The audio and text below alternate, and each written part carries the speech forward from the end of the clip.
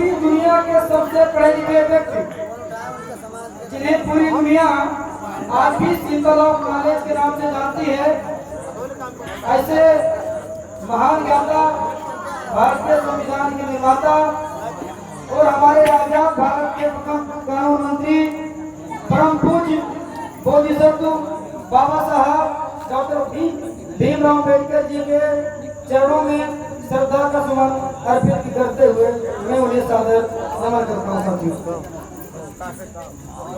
हम लोग अक्सर एक नारा लगाते हैं कि बाबा तेरा मिशन अधूरा, हम सब मिलकर के करेंगे पूरा, लेकिन काफी लोगों को यह नहीं पता है कि क्या है।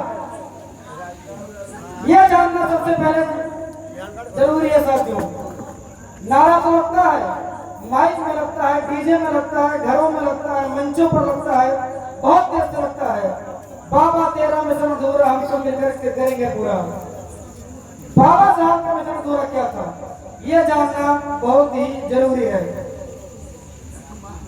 DS4 की एक बैठक में मान्यवर काशीराम जी से पत्रकारों ने सवाल किया कि मान्यवर बाबा साहब का मिशन अधूरा क्या है।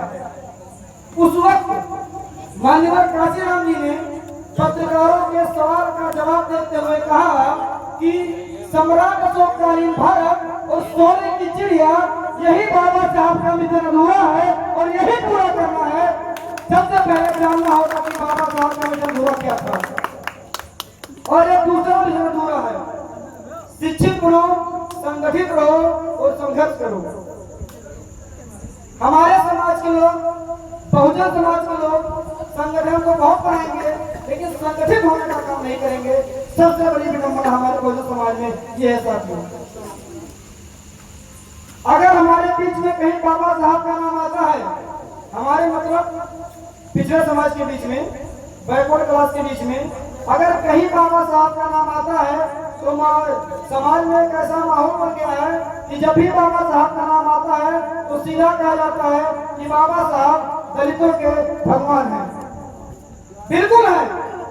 मैं पचमढ़ी के इस मंच से पूरे जिम्मेदारी के साथ कहता हूं कि बाबा साहब दलितों के नहीं, बल्कि सर्वशूद्र समाज में जो भी आता है, दलित हो, पिछड़ा हो, आदिवासी हो, कोई भी आता हो, संपूर्ण शूद्रों के भगवान थे। अगर बाबा साहब का संविधान न होता तो कुल्हाड़ा के चल करके पचमढ़ी में डॉक्टर गोविंद मौर्य आपके बीच में अपने विचारों को रख रहा होता। ये भारतीय संविधान की धारा 19 की देन है, जो डॉक्टर गोविंद मौर्य को आजादी देती है कि कुल्हाड़ा से चल करके आएंगे और पचमढ़ी में अपने विचारों को रखेंगे। ये बाबा साहब का संविधान की ताकत है। साथियों, समय बहुत कम मिला, लेकिन हमने जो भी बातें आपके बीच में रखी, ये बातें बहुत जरूरी है।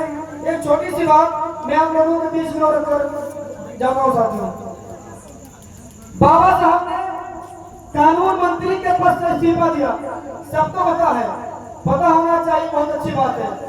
लेकिन बाबा साहब ने कानून मंत्री के पद से इस्तीफा क्यों दिया, किसी को नहीं पता होगा। सर, यह जानना बहुत जरूरी है। कैबिनेट की बैठक में बाबा साहब ने प्रस्ताव रखा कि हमारे देश में पशुओं की गिनती होती है, पक्षियों की गिनती होती है, तो हमारे यहाँ दलितों को, पिछड़ों की जनगणना होनी चाहिए।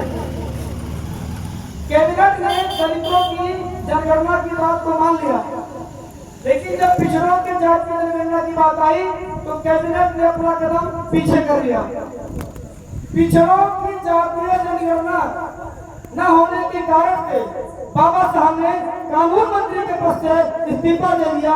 ये बात पिछड़ों को जानना चाहिए कि पिछड़ों के हित के लिए बाबा साहब ने कानून मंत्री के पद से इस्तीफा दिया था। साथियों, समय का अभाव है, 2 लाइनें कह करके मैं अपनी बातों को यहाँ पर खत्म करना चाहता हूँ।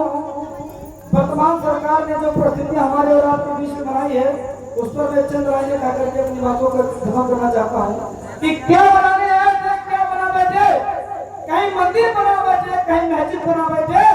हमसे तो अच्छा परिंदों की तो कभी मंदिर पर जा बैठे, कभी मस्जिद पर जा बैठे। बहुत बहुत धन्यवाद, बहुत बहुत साधुवाद। जय भीम, जय भारत, जय मंदिर, जय जवाहर।